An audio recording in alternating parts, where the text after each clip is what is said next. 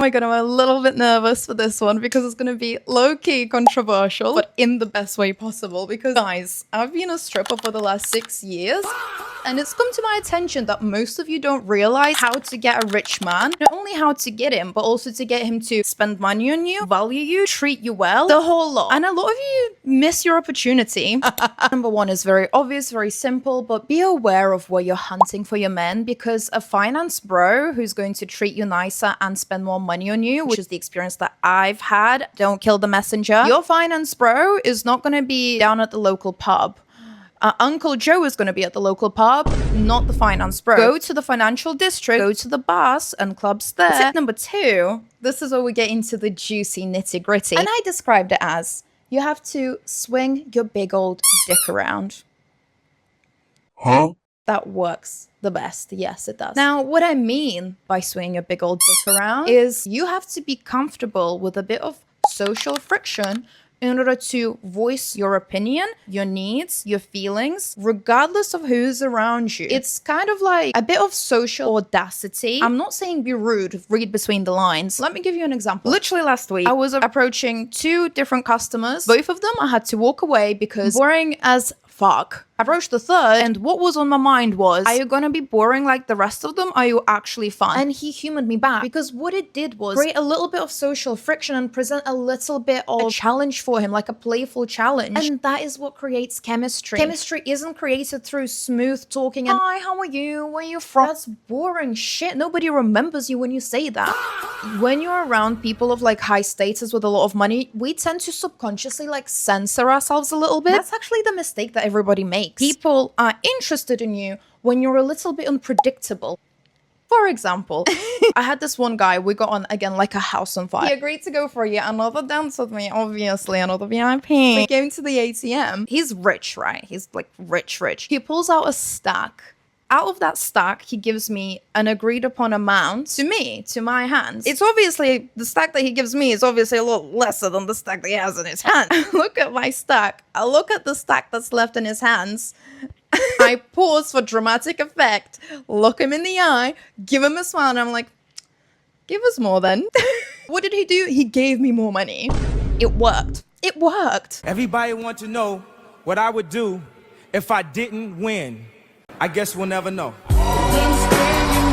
Now, here is the catch. However, albeit, but, etc. Not everyone is going to be aligned with you, because not everyone is going to hear your true, honest opinion and your true, honest thoughts and like that, because everyone thinks differently. Not everyone likes the same flavor of ice cream. And that's fine, because when you start censoring yourself and you start putting the connection above who you are and you start putting your true personality behind a wall in order to come presented and come prepared, absolute dog shit. Never censor who you truly are at the core in order to keep a connection, because that is what actually backfires and they lose interest in you, because you appear soft and you can sense the energy. You can feel the energy when someone is so invested in you that they put you on a pedestal over how they feel themselves. That's not attractive. And walking away from people is another sign of how much you can swing your big old dick around. Men are like cockroaches.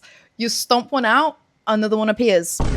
Don't put them on that much of a pedestal. And also, like, when you're not afraid to walk away, it shows in your demeanor. It shows in how you hold yourself, because you start standing a little bit taller, to the point that you don't need to verbalize it. You never need to be like, I'll walk away from you if you're not doing this, that, and the other.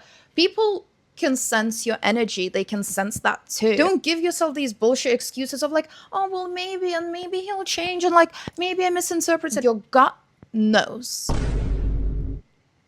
Listen to your gut. You don't need any other confirmation. You don't need to ask ChatGPT. You need to listen to your gut. And here is another psychological trick that unravels when you don't walk away. Your brain believes action before it believes words and reasonings. For example, you have to go to the gym for a month straight in order for your brain to catch up and associate yourself with being a gym baddie. You don't say, I'm a gym baddie, not go to the gym and believe that you're a gym baddie. No, you go to the gym, then you believe you're a gym baddie. Now apply this same ideology onto when you prioritize I'm like sweating. Can you see my armpits? Is it? It's not too bad. You know what it is? Is all the lights shining on you when you're filming? It's a bit intense. It gets quite hot. How do influencers do this? Anywho, your brain learns through your action and repetition that connection is more valuable than you. That this man, this relationship, whatever, is more valuable than you. Therefore, you start thinking of yourself less. You start liking yourself less. You start prioritizing the connection repeatedly, and that will carry on through to other relationships. Yeah. So you really just need to quit it, basically. And go swing your big old dick around. Yay!